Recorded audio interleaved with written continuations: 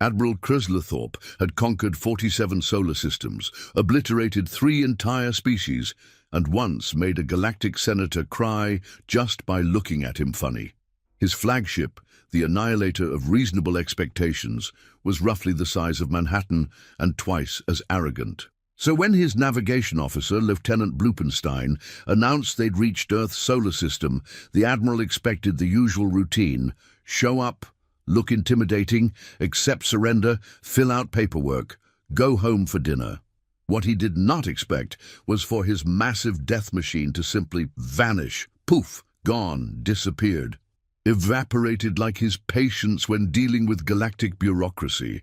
But let's back up a bit, shall we? Because this story starts not with the vanishing, but with the most catastrophically stupid military assessment in galactic history. 3 rotations earlier, Admiral Chryslerthorpe had been sitting in his command chair, which was unnecessarily large and covered in spikes because, according to military regulations, evil-looking furniture increased crew morale by 12%.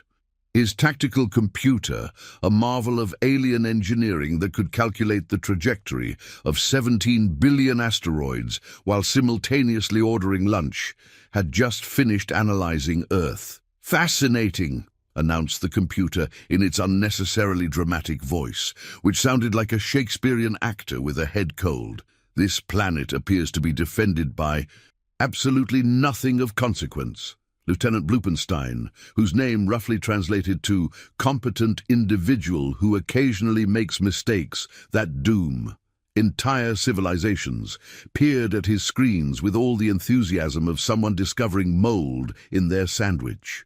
"Sir, the inhabitants still burn fossil fuels for transportation. They use something called gasoline, and seem genuinely proud of vehicles that move at speeds a moderately athletic Zorgonian snail could outpace." Admiral Chryslerthorpe chuckled, which sounded like gravel being processed in a blender. "How delightfully primitive! What about their military capabilities?"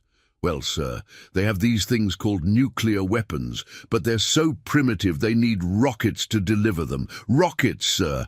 Like something out of a museum. And get this, they still haven't figured out faster-than-light travel." The Admiral's mandibles clicked with amusement. In his experience, any species that hadn't mastered faster-than-light travel was about as threatening as a bowl of lukewarm soup. "Excellent. This should be easier than conquering the pacifist monks of Tranquillus Prime. At least they had laser swords."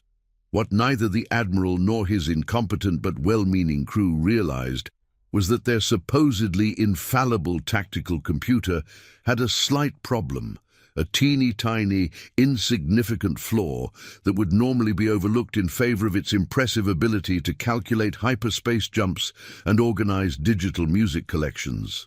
The computer was, in technical terms, completely bonkers. Not maliciously bonkers, mind you, just enthusiastically wrong about almost everything.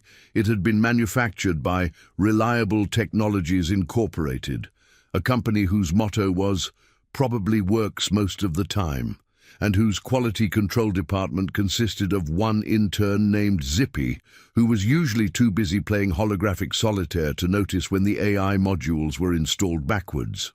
So when the computer announced that Earth had no significant defensive capabilities, what it actually meant was, "I have absolutely no idea what's going on down there, but I'm too embarrassed to admit it, so I'll just make something up and hope for the best."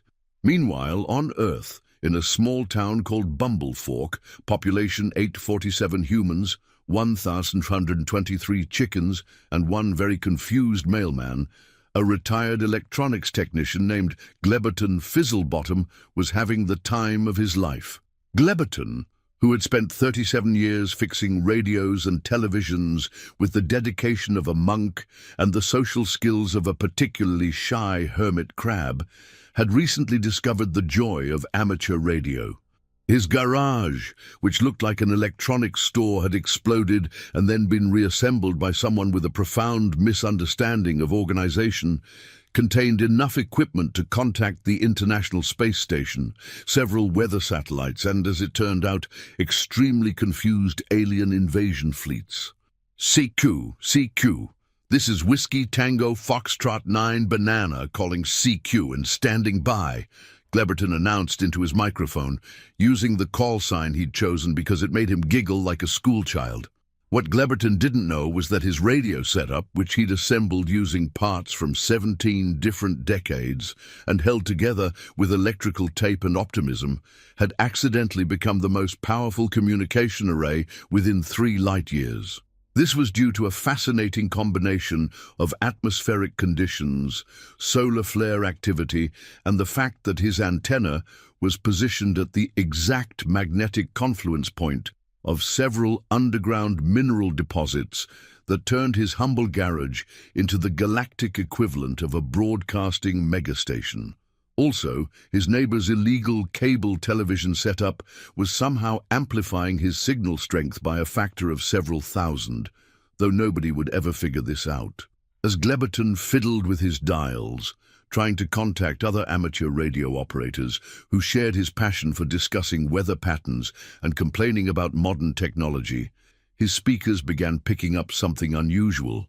Bleep, bloop, bleep, came a voice that sounded like someone gargling with helium while speaking through a synthesizer. Admiral Chryslerthorpe to High Command. We have achieved optimal invasion position above planet designation Earth Prime Thingy. Gleberton paused, his hand hovering over a half-eaten sandwich that had been serving as a paperweight. Well, that's different. He adjusted his frequency and heard more of the transmission. Beginning Phase 1 of Operation Overwhelming Superiority, preparing to demonstrate our magnificent power to these pathetic Earth creatures. Said Gleberton, who had lived through enough decades to recognize when something was either a very elaborate prank or genuinely concerning. Either my neighbor installed one hell of a new gaming system, or we've got visitors. Up in space, Admiral Chryslerthorpe was experiencing what military strategists call pre-victory euphoria, a condition that affects commanders who become so confident of success that they begin planning their victory parade before actually achieving victory. It's roughly equivalent to ordering dessert before you've figured out how to pay for dinner. Lieutenant Blupenstein, prepare the intimidation display. I want every light flashing, every speaker booming, and every unnecessary projection device projecting unnecessarily. Yes, sir, activating the completely gratuitous show of force. The annihilator of reasonable expectations began its demonstration. Lights blazed across its hull in patterns designed by the same team that created disco balls. Speakers that could be heard across 3 star systems began broadcasting the Admiral's favorite victory anthem, Ode to Crushing Your Enemies and Taking Their Stuff. Energy weapons that served no purpose other than looking impressive began firing harmless but colorful beams into the void. It was, by all accounts, the most magnificent display of cosmic showboating in galactic history. And then, just as the Admiral was preparing to broadcast his standard "Surrender Now or Face Annihilation" speech, something extraordinary happened. The ship vanished. Not gradually, not with a dramatic explosion or a brilliant flash of light. It simply wasn't there anymore. One moment, the annihilator of reasonable expectations was proudly displaying its overwhelming superiority to the primitive Earth creatures below. The next moment, the space where it had been contained nothing but vacuum, confused cosmic dust, and the lingering echo of disco music. Lieutenant Commander Whoopsie Daisy, who was piloting the support vessel Crusher of Small Dreams, stared at her view screen with the expression of someone who had just watched their house keys disappear while they were still holding them. She said, which is the universal response to impossible situations across all known species. Admiral? Admiral, are you there? Admiral, please respond, because I'm starting to panic, and when I panic, I make poor decisions like that time I accidentally declared war on a vending machine. Silence. Well, not complete silence. There was still the faint sound of disco music fading into the cosmic background radiation, which somehow made everything worse. Captain Bingleberry, commander of the frigate Mild Inconvenience to our enemies, activated his communications array with trembling tentacles. All units, this is Bingleberry. Can anyone explain what just happened to our flagship? Because from where I'm sitting, it looks like it just stopped existing. This is Commander Flibber Gibbet aboard the reasonably threatening vessel.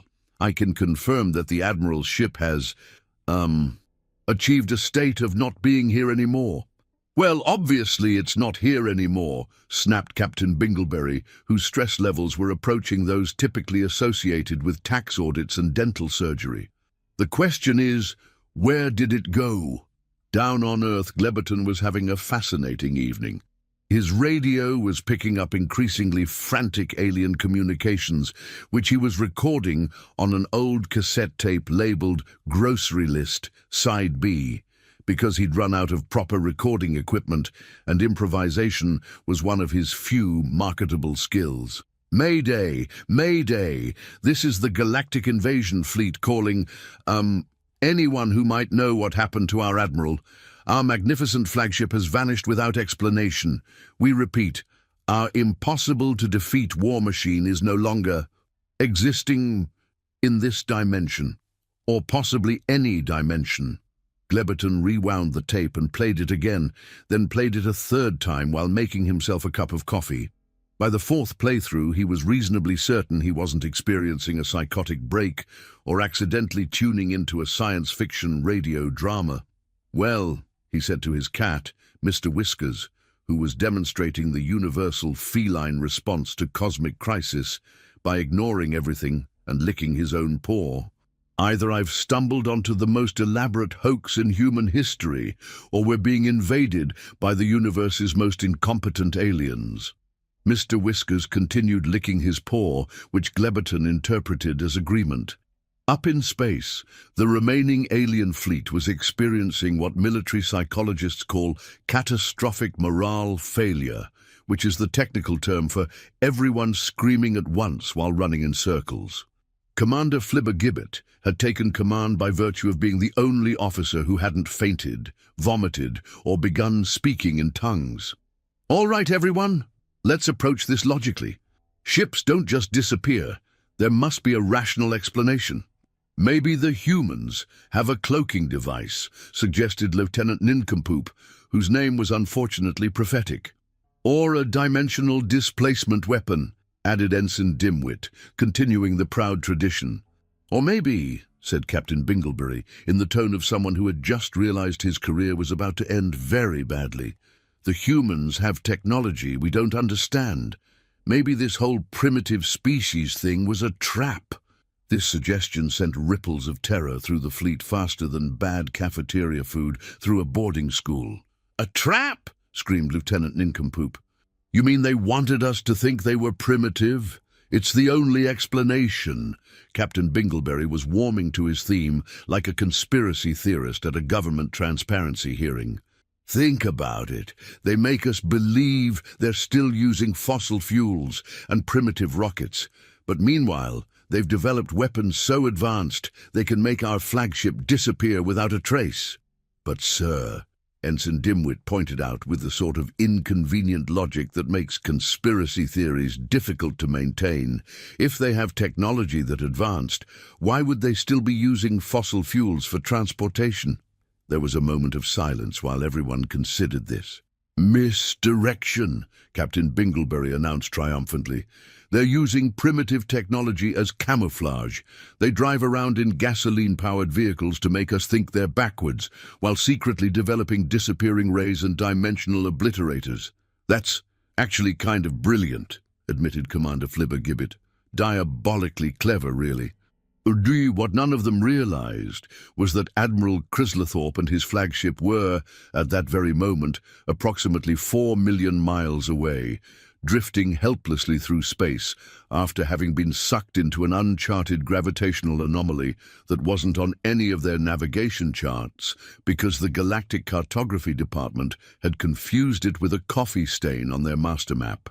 The Admiral himself was currently upside down in his command chair, experiencing the sort of profound confusion typically reserved for people who wake up in foreign countries with no memory of how they got there. "Lieutenant Blupenstein," he called out, though it sounded more like "humph, bloop, brump," because his mandibles were pressed against the ceiling. "Yes, sir, I'm here, sir, though I'm not entirely sure where here is, sir. What in the name of the 7 moons of ridiculous bureaucracy happened to us?" Lieutenant Blupenstein, who was hanging from his safety harness like a confused bat, consulted his instruments with the dedication of someone trying to make sense of instructions written in a foreign language by someone who clearly didn't understand the product they were describing. "Well, sir, according to our sensors, we appear to have been relocated by what I can only describe as a gravitational anomaly of unprecedented rudeness." "A what?" "It's a sort of cosmic vacuum cleaner, sir. A gravitational disturbance so powerful it sucked us right out of our invasion position and deposited us somewhere else entirely." Admiral Chryslerthorpe managed to right himself and stared at his tactical display, which was showing nothing but empty space in all directions. "And where exactly is somewhere else entirely?" That's the interesting part, sir. According to our navigational computers, we're currently located in the middle of absolutely nowhere. The nearest star system is, let me check, approximately 47 light-years away." 47 light-years! The Admiral's voice reached frequencies that made several sensitive instruments shut down in self-defense.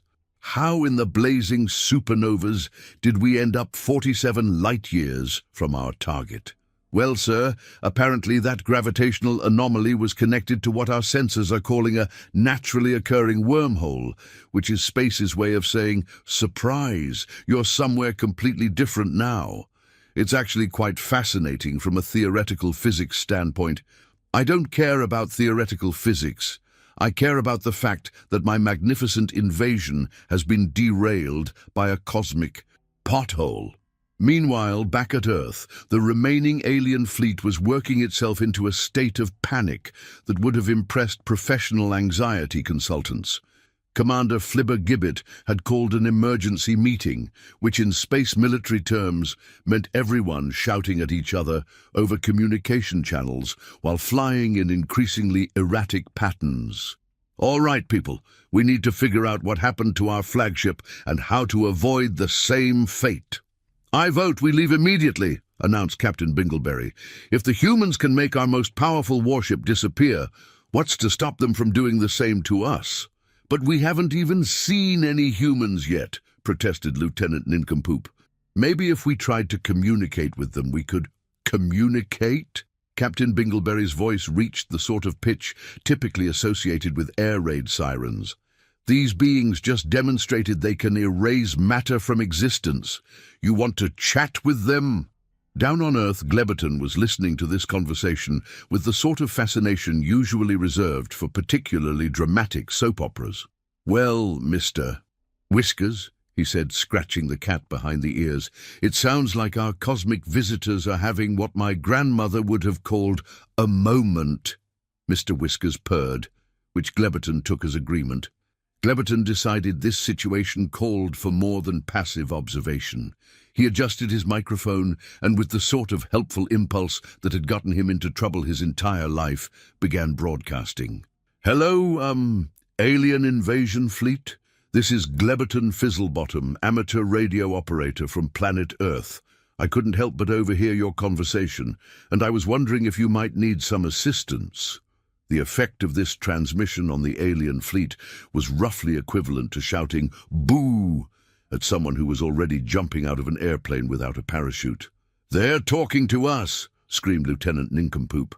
"They know we're here," added Ensign Dimwit. "They're using some kind of primitive communication device as a psychological warfare weapon." Captain Bingleberry was rapidly approaching the sort of mental state typically seen in people who've spent too long in customer service.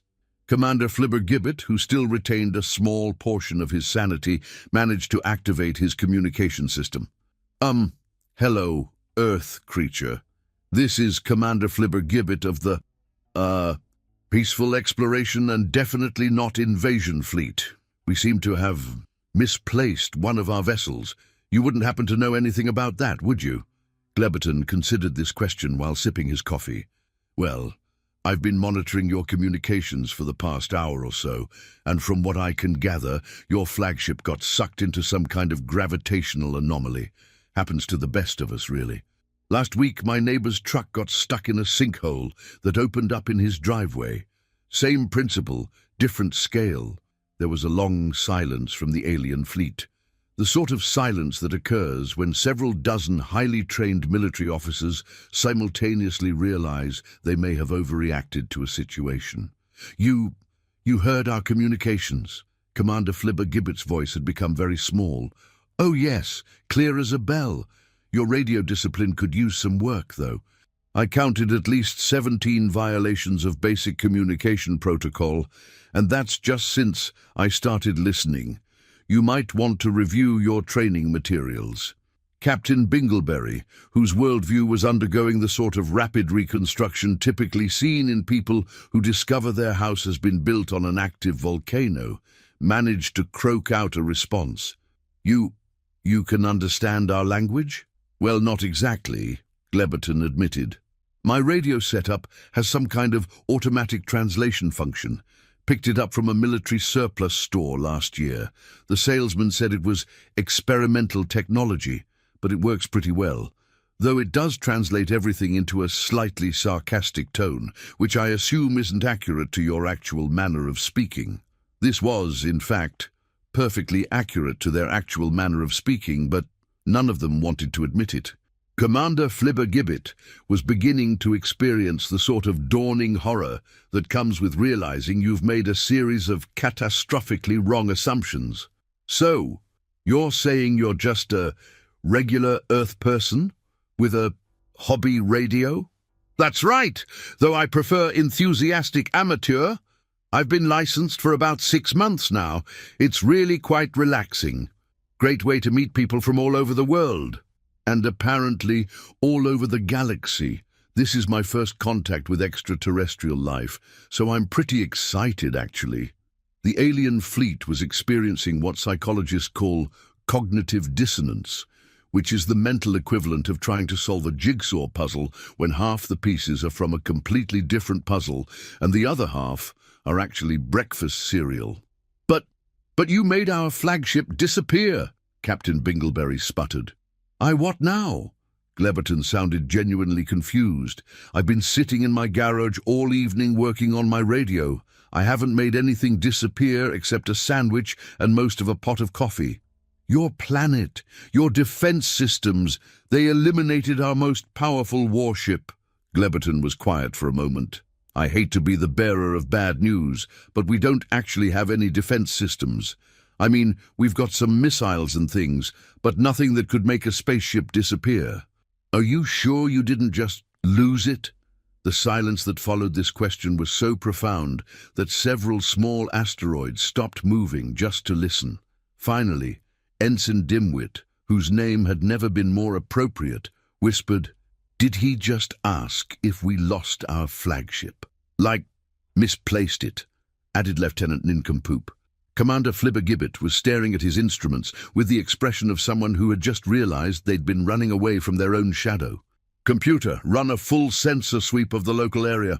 Look for any trace of gravitational anomalies, spatial distortions, or anything that might explain what happened to the Admiral." The computer, which was manufactured by the same company that had built Admiral Chryslerthorpe's tactical system and therefore shared its enthusiasm for being confidently wrong, began its analysis. "Fascinating," it announced. "I have detected 17 different gravitational anomalies within this star system. They appear to be naturally occurring phenomena associated with the local sun's magnetic field interactions with the solar wind and... oh my, oh dear. Oh, this is embarrassing." "What?" Commander Flibber Gibbet was rapidly approaching the sort of mental state typically seen in people who've just realized they've been wearing their shirt backwards all day. "Well, sir, it appears that one of these gravitational anomalies is substantially larger than I initially calculated. In fact, it's the sort of anomaly that could, theoretically, grab a large spacecraft and relocate it to somewhere else entirely. The commander closed his eyes and counted to 10 in 3 different languages. Are you telling me that our flagship was destroyed by a natural phenomenon? Not destroyed, sir, relocated.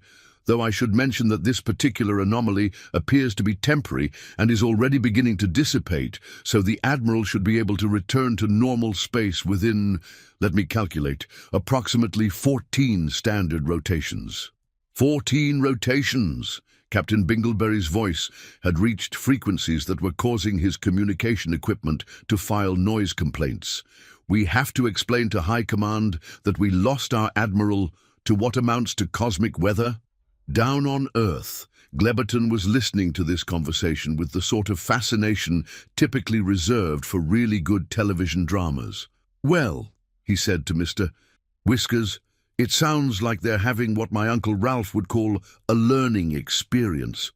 Mr. Whiskers had fallen asleep, which Gleberton interpreted as feline commentary on the alien's competence level. Gleberton keyed his microphone again. "Excuse me, alien fleet? This is Gleberton again. I couldn't help but overhear your conversation, and I was wondering if you'd like me to help you contact your Admiral." "You can do that?" Commander Flibber-Gibbet sounded like someone who had just been offered a life preserver while drowning. "Well, I can try. My radio setup has a pretty impressive range, and if your Admiral is anywhere within about 50 light years, I might be able to reach him. I've got some experimental equipment that's, well, let's just say it's more powerful than it has any right to be."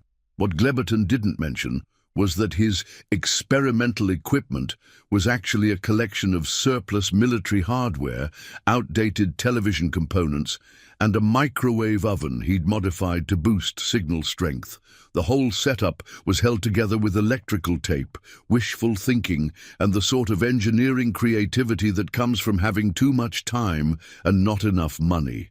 He also didn't mention that his antenna array, which he'd built using coat hangers, old television antennas, and a weather vane shaped like a rooster, was positioned at the exact confluence of several underground mineral deposits that turned his modest suburban garage into the galactic equivalent of a broadcasting supernova. You would do that for us." Commander Flibber-Gibbet's voice had become very small and contained the sort of gratitude typically reserved for people who've just been rescued from quicksand. "Of course, it's the neighborly thing to do. Plus, I'm curious to see if this equipment can actually reach interstellar distances. This would be a great test." Gleberton began adjusting his dials with the sort of concentration typically seen in people defusing bombs or trying to fold fitted sheets. His equipment hummed, buzzed, and made several sounds that no properly functioning electronics should ever make. CQ, this is Station Whiskey Tango Foxtrot 9 Banana calling Admiral, what was his name again?" "Cruzlathorpe," called out Commander Flibber-Gibbet. "Right, Admiral Cruzlathorpe. This is an emergency communication from your fleet. Please respond if you can hear this." For a moment, there was nothing but static. Then faintly, through the cosmic background noise, came a voice that sounded like someone gargling with gravel while hanging upside down. "This is Admiral Cruzlathorpe. Who is this, and how are you reaching me? I'm currently located in the middle of absolutely nowhere, and my communication systems can barely reach the next solar system." "This is Gleberton Fizzlebottom, amateur radio operator from planet Earth. Your fleet asked me to try to contact you. They're quite worried." There was a pause during which several small explosions could be heard in the background. "Did you just say you're calling from Earth, the planet we were supposed to invade?" "That's right, though from what I understand, the invasion isn't going particularly well." Another pause, longer this time. "Lieutenant Bloopenstein." Admiral Cruzlathorpe's voice was reaching the sort of pitch typically associated with air raid sirens. "Are you telling me that this primitive planet has communication technology superior to our entire invasion fleet?" "It would appear so, sir. This is quite embarrassing." Gleberton, who was beginning to enjoy his role as cosmic communications operator, keyed his microphone again. Admiral, your fleet is currently orbiting our planet and trying to figure out what happened to you. From what I can gather, you got sucked into a gravitational anomaly that relocated you somewhere far away. They're all quite worried and also somewhat panicked. Panicked? My elite invasion force is panicked? Well, yes. They seem to think we made you disappear with some kind of advanced weapon system. They're convinced we're more technologically advanced than we appear. The silence that followed this statement was so complete that several nearby galaxies stopped expanding just to listen. Finally, Admiral Kreslethorpe spoke in the sort of voice typically used by people who have just realized they've made a terrible mistake. Let me understand this correctly. My invasion fleet believes that your primitive planet has technology advanced enough to make starships disappear, but in reality, I was simply relocated by a natural phenomenon. That's about the size of it, yes. And you, a single Earth creature with hobby radio equipment, have better communication capabilities than my entire military force. Well, I wouldn't say better, exactly. Just different, and possibly more powerful due to some unusual circumstances involving underground mineral deposits and a modified microwave oven. Admiral Kreslethorpe was experiencing the sort of existential crisis typically reserved for people who discover their life's work has been based on a fundamental misunderstanding. Lieutenant Bluppenstein. Yes, sir. How long until this gravitational anomaly releases us? Approximately 13 rotations and 47 time units, sir. And how long until I can explain to High Command that our invasion failed because I got sucked into a cosmic sinkhole while my fleet was terrorized by a primitive planet's amateur radio enthusiast? The same amount of time, sir. Admiral Kreslethorpe made a sound that roughly translated to the galactic equivalent of someone banging their head against a wall while screaming. Back in the regular universe, Commander Flibbergibbet was experiencing his own existential crisis. So let me understand this, he said to his assembled officers. We came here to conquer a primitive planet. Our admiral was immediately removed from the battlefield by a natural phenomenon. We then spent several hours in terror of the planet's non-existent superweapons, while being counseled by one of their amateur hobbyists. That's pretty much it, sir, admitted Captain Binglebury. And now we have to wait nearly 2 weeks for our admiral to return so we can all go home and explain to our superiors that the mighty, invincible galactic fleet was defeated by bad luck and embarrassment. It does sound rather pathetic when you put it that way, sir. Commander Flibbergibbet stared out his view screen at the blue-green planet below, where millions of humans were going about their daily lives, completely unaware that they had just defeated an alien invasion through the simple expedient of existing near a gravitational anomaly. You know what the really embarrassing part is, he said finally. Sir, according to our original intelligence reports, this planet isn't even strategically important.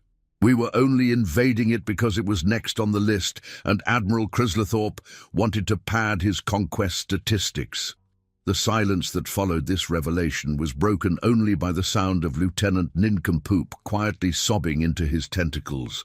Down on Earth, Gleberton was having the most interesting evening of his life. He'd managed to establish regular communication with both the stranded admiral and his anxious fleet, and had somehow become the unofficial mediator in what was shaping up to be the galaxy's most embarrassing military incident. Admiral, this is Gleberton again. I've been talking with your fleet, and they're wondering if you need any supplies or assistance while you wait for the anomaly to release you. Supplies? Admiral Kreslethorpe's voice had taken on the sort of resignation typically heard from people stuck in very long lines at government offices.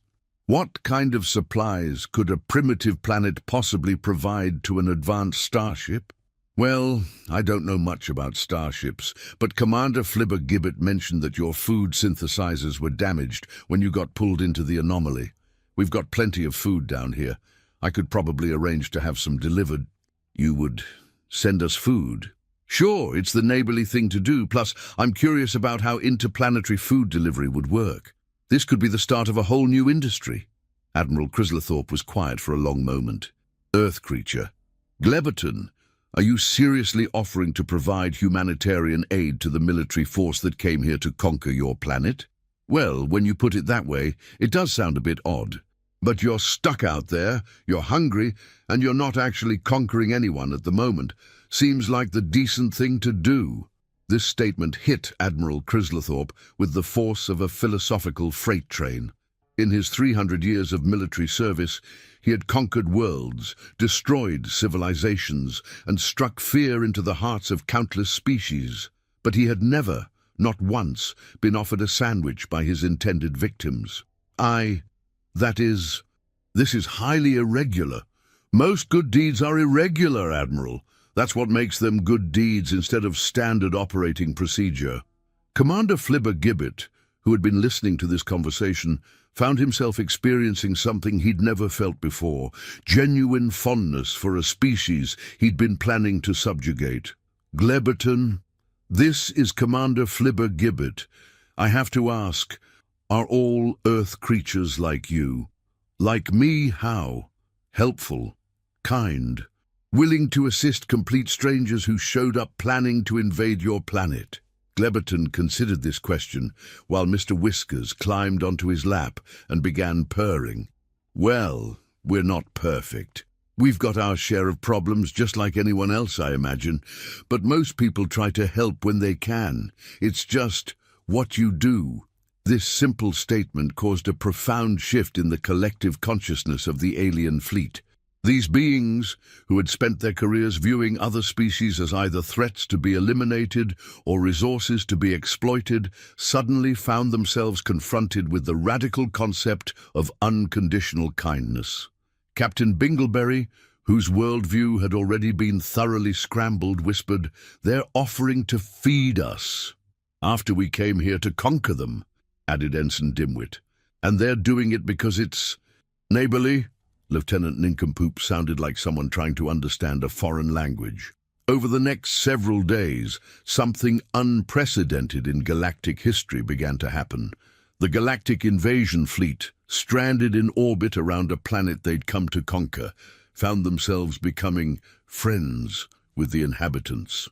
Gleberton had spread word of the situation through amateur radio networks, and soon radio operators around the world were taking turns communicating with the aliens. They shared information about Earth culture, answered questions about human society, and even organized a global effort to solve the aliens' food problem. "Admiral, this is Gleberton. I've got good news about the food situation." "Oh?" Admiral Chryslerthorpe had gradually warmed to these regular conversations, though he was still struggling with the ethical implications of accepting aid from people he'd intended to subjugate. "A group of amateur radio operators in Japan has figured out how to convert our food into a form your food synthesizers can process. They're working with some university physicists, and apparently they've made quite a breakthrough in matter energy conversion. Your people are collaborating with university scientists to help us?" "Oh yes, everyone's quite excited about it. Dr. Yamamoto from Tokyo University says this could revolutionize food distribution worldwide. Plus, the radio club in Australia has been working on improving our communication range, and the folks in Germany think they can help boost your navigation systems." Admiral Chryslerthorpe found himself in the unprecedented position of having to process the concept of international cooperation dedicated to helping an invasion force that had never actually managed to invade anything. "Gleberton, I must ask you something, and I want you to answer honestly." "Of course, Admiral. Why are you helping us? We came here to conquer your planet. We intended to subjugate your species, and yet you're treating us like neighbors who ran into a bit of trouble?" "Exactly. It makes no sense from a strategic standpoint." Gleberton was quiet for a moment, scratching Mr. Whiskers behind the ears while considering his answer. "Well, Admiral, I suppose it comes down to this. You're not conquering anyone right now. You're just a bunch of folks stuck in space with broken food machines and a navigation problem. When someone needs help, you help them. It's really that simple. But we're your enemies. Are you, though? I mean, you haven't actually done anything hostile. You showed up, got immediately sucked into a cosmic pothole, and have been politely chatting with me ever since. If you're enemies, you're remarkably pleasant ones. This observation hit Admiral Creslerthorpe like a meteorite made of pure philosophical confusion. He had spent centuries defining himself as a conqueror, a destroyer of worlds, a force of inevitable domination. But when stripped of his overwhelming military superiority and stranded in the middle of nowhere, what was he actually? Apparently, he was someone who enjoyed talking about the weather with amateur radio enthusiasts. "Commander Flibbergibbet," the Admiral called out to his fleet, "I want you to run a full analysis of our invasion protocols. Sir, specifically, I want to know how many of our previous conquests involved species that offered to help us when we experienced technical difficulties." There was a pause while the commander consulted his records. "Sir, none of them. In fact, most species either fled in terror or immediately began shooting at us." "And how many of our target species possessed the technological capability to provide interstellar communication assistance?" "Again, sir, none of them. Most civilizations we've encountered have communication systems roughly equivalent to what we thought Earth's communication systems were like." Admiral Creslerthorpe was beginning to suspect that his career in galactic conquest had been built on a foundation of targeting the wrong planets for the wrong reasons. "Gleberton, this is Admiral Creslerthorpe again." "Hello, Admiral. How are you feeling today?" "Confused, mostly. I've been reviewing our invasion protocols, and I'm starting to think we may have been approaching interstellar relations from the wrong angle." "How so?" "Well, for starters, we've been operating under the assumption that superior military technology automatically makes us superior in all other ways. But your people have just demonstrated communication capabilities that exceed our own, solved our food synthesis problems in ways our own engineers couldn't manage, and are currently working on improving our navigation systems. That's what happens when you get a bunch of curious people working on interesting problems," Gleberton said cheerfully. "We may not have faster-than-light travel, but we're pretty good at figuring things out when we put our minds to it." "Yes, I'm beginning to understand that. Tell me, what would have happened if we had approached your planet peacefully instead of as conquerors?" Gleberton considered this question while watching Mr. Whiskers chase a dust mote around his garage. "Well, I imagine we would have been quite excited to meet you. First contact with an alien civilization would be the biggest news in human history. Scientists would be lining up to study your technology, and you'd probably have been invited to universities and conferences around the world." "Universities and conferences?" "Oh yes, we love learning about new things. Your faster-than-light travel technology alone would revolutionize our understanding of physics. Plus, cultural exchange programs, trade possibilities, collaborative research projects. The opportunities would be endless." Admiral Creslerthorpe was experiencing what psychologists call a paradigm shift, which is the mental equivalent of discovering that everything you thought you knew about the universe was actually just a very convincing hallucination. So instead of conquest and subjugation, you would have offered friendship and collaboration. "Well, yes, why would we want to fight with people who could teach us to travel between the stars?" This question hung in the cosmic void like a particularly uncomfortable truth. Admiral Creslerthorpe had spent 3 centuries believing that the only way to interact with other species was through domination and control. The concept of voluntary cooperation for mutual benefit was so foreign to his worldview that his brain was making small whimpering sounds while trying to process it. Meanwhile, back on Earth, the global amateur radio community had essentially adopted the stranded alien fleet as their favorite project. Radio operators from every continent were taking shifts, maintaining communication, and the collaborative effort to help their unexpected cosmic visitors had sparked a renaissance in international cooperation. Dr. Yamamoto from Tokyo University had successfully transmitted the molecular structure of basic nutrients to the aliens' food synthesizers.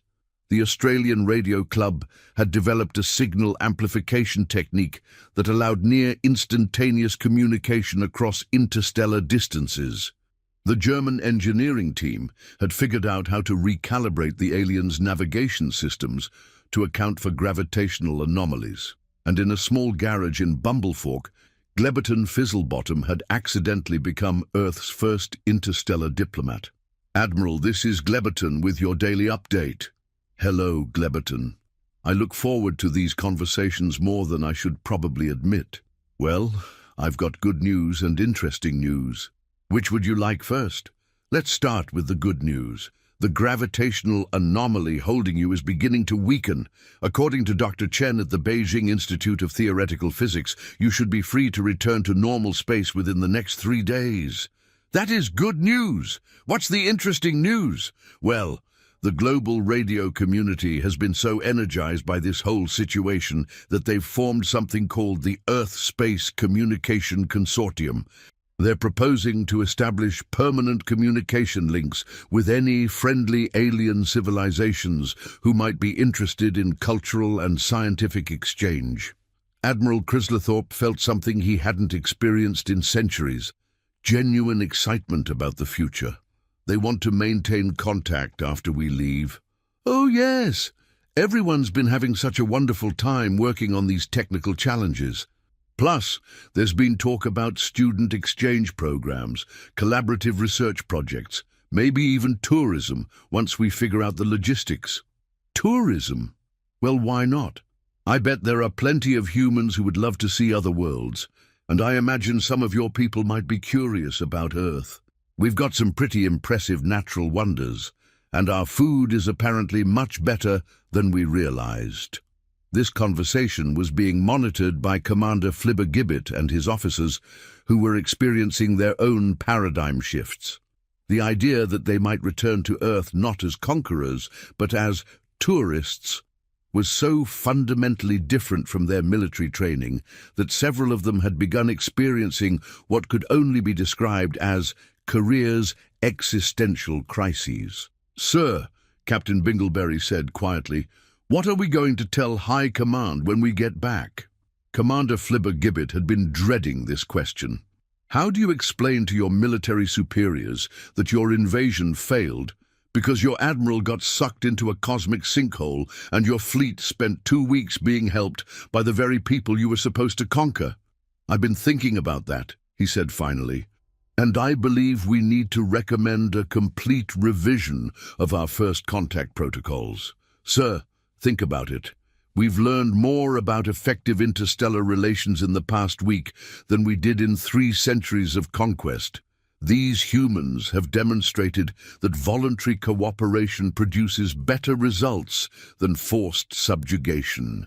But, sir, High Command isn't going to want to hear that their entire military philosophy is based on a fundamental misunderstanding of how to interact with other species. No, they're not. But that doesn't change the fact that it's true." Lieutenant Nincompoop, whose name was becoming increasingly inaccurate as he developed genuine strategic insights, spoke up. "Sir, what if we don't frame it as a failure? What if we present it as a successful first contact mission that established peaceful relations with a strategically valuable ally?" Commander Flibbergibbet stared at his subordinate with the expression of someone who had just watched their pet goldfish solve a complex mathematical equation. "Lieutenant, that's actually brilliant." "Thank you, sir. I've been thinking that these humans could be incredibly valuable partners. Their communication technology is more advanced than ours. Their problem-solving capabilities are impressive, and they've demonstrated a remarkable ability to coordinate global efforts for common goals. Plus," added Ensign Dimwit, who was also demonstrating previously hidden depths, "they seem genuinely interested in peaceful cooperation. That's got to be worth more than another subjugated planet that resents our presence." Captain Bingleberry was nodding enthusiastically. "And consider the long-term implications. If we can establish Earth as our first peaceful ally, it could serve as a model for future first contact situations. Instead of expensive military campaigns, we could have willing partners. Commander Flibbergibbet felt a strange sensation that he eventually identified as hope. You know, this could actually work. We returned to High Command with a successful diplomatic mission instead of a failed invasion. We've established contact with a technologically innovative species willing to share their knowledge and expertise. And, Lieutenant Nincompoop added with growing excitement, we've discovered that voluntary cooperation produces better results than conquest. This could revolutionize how the Galactic Confederation approaches interstellar relations. Meanwhile, Admiral Chryslerthorpe was having his own revelations in the depths of space. Lieutenant Blupenstein. Yes, sir. I want you to compile a complete report on everything we've learned from our interactions with the humans. Everything, sir? Everything. Their communication capabilities, problem-solving methods, collaborative techniques, and especially their approach to helping complete strangers who showed up with hostile intentions. That's going to be quite a comprehensive report, sir. Good. Because I intend to present it to High Command as evidence that our current military doctrine is fundamentally flawed. Lieutenant Blupenstein paused in his data compilation. Sir, are you sure that's wise? High Command doesn't typically respond well to suggestions that they've been wrong about, well, everything. Lieutenant, in the past week, I've learned more about effective leadership and interspecies relations than I did in 3 centuries of military conquest. These humans have taught us that strength isn't about who has the biggest weapons or the most intimidating starships. It's about who can solve problems, adapt to new situations, and build meaningful relationships with others. That's a very different philosophy from our traditional approach, sir. Yes, it is, and it's also demonstrably more effective. When was the last time one of our conquered species offered to help us when we experienced technical difficulties? Never, sir. Exactly.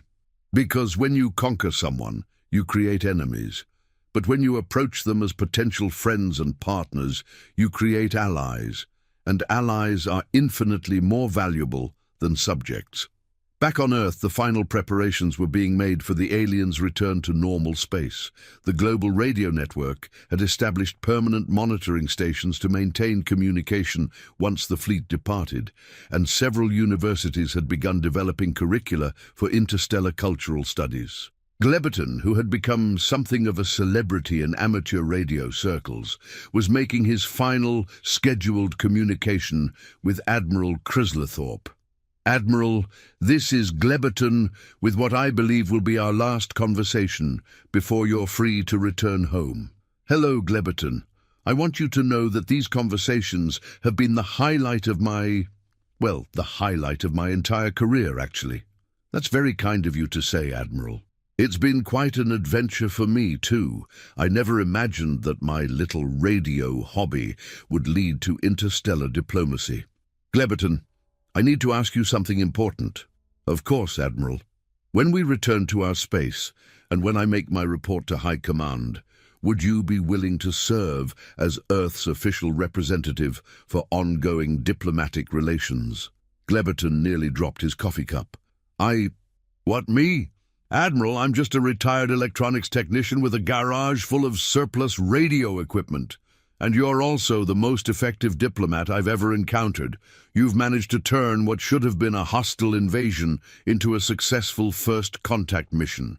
You've coordinated global efforts to solve complex technical problems, and you've demonstrated that peaceful cooperation produces better results than military conquest. Well, when you put it that way. Plus, you have the trust of your people and the respect of my fleet. There's no one I'd rather work with to establish formal relations between our species. Gleberton looked around his cluttered garage, at his makeshift radio equipment held together with electrical tape and optimism, at Mr. Whiskers, who was demonstrating his opinion of galactic diplomacy by taking a nap in a box of spare vacuum tubes.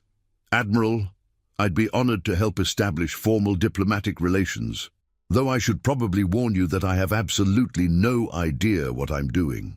"Neither did I, Gleberton. Neither did I. But we figured it out together, didn't we?" "Yes, I suppose we did." 3 days later, the gravitational anomaly finally released Admiral Chryslerthorpe and his flagship. Instead of returning immediately to Earth to continue their invasion, the Admiral made a decision that would change the course of galactic history. He ordered his fleet to return home. Not in defeat, but in triumph. They had successfully established peaceful first contact with a previously unknown species. They had demonstrated that diplomatic solutions could be more effective than military ones, and they had laid the groundwork for what would become the galaxy's first voluntary interstellar alliance. The report that Admiral Chryslerthorpe presented to High Command was unlike anything in military history. Instead of casualty reports and conquest statistics, it contained detailed analyses of collaborative problem-solving techniques, cultural exchange protocols, and the strategic advantages of voluntary cooperation. High Command's initial reaction was, predictably, confusion and skepticism. But when the Admiral demonstrated the advanced communication technologies that Earth's amateur radio operators had helped them develop, when he showed them the improved navigation systems that human engineers had refined, and when he presented them with food synthesis improvements that their own scientists hadn't been able to achieve, skepticism gave way to fascination. Within 6 months, the Galactic Confederation had established its first Department of Peaceful First Contact, with Admiral Chryslerthorpe as its director and Gleberton Fizzlebottom as Earth's official interstellar relations coordinator. The success of the Earth model led to a revolution in how the Confederation approached other species. Instead of conquest and subjugation, they began offering partnership and collaboration. Species that had previously been seen as threats or resources were suddenly potential allies and teachers, and it all started because an incompetent computer misidentified Earth's defensive capabilities. A gravitational anomaly relocated an invasion fleet, and a retired electronics technician in Bumblefork decided that helping stranded strangers was simply the neighborly thing to do. The universe, as it turned out, had a sense of humor after all. Years later, when Earth had become the diplomatic center of the Galactic Confederation and Gleberton's garage had been converted into the headquarters of the Interstellar Communication Authority, people would ask him how he'd managed to single-handedly prevent an alien invasion and establish peaceful relations with dozens of species. Gleberton would always give the same answer, usually while scratching Mr. Whiskers behind the ears and adjusting some piece of equipment that probably shouldn't work, but somehow did. "I didn't prevent anything. I just answered the radio when it rang and tried to be helpful when someone needed assistance. Everything else sort of happened on its own." And that, as it turned out, was the most profound diplomatic philosophy in galactic history. When someone calls for help, you answer the phone and try to be useful, even if they originally called to conquer your planet.